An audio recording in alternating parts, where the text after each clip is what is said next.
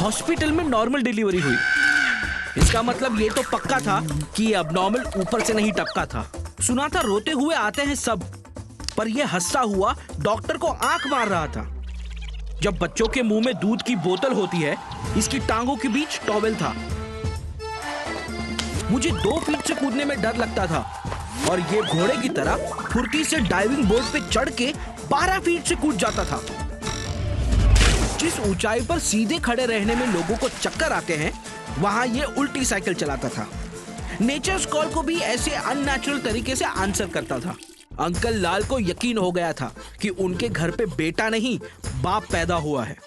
दिमाग इतना तेज है कि दोनों हाथों को एक साथ इस्तेमाल कर लेता था। डबल हैंडेडली हम दोनों को हरा देता था, सिंगल में डबल किक। बधानी लेवा पची टेक्नोलॉजी पाछड़ पड़ी गया। लैपटॉप को उल्टा करके भी हर चीज सीधी टाइप करता था। रिस्ट वॉच को पहनने का भी एक नया एंकल ढूंढ लिया था। इसकी जैसा कोई नहीं। खिड़की होती है हवा अंदर आने के लिए, इसने उसे दरवाजा बना लिया था बाहर जाने के लिए। यही है देवी। इसकी जिंदगी सिर्फ एक चीज पर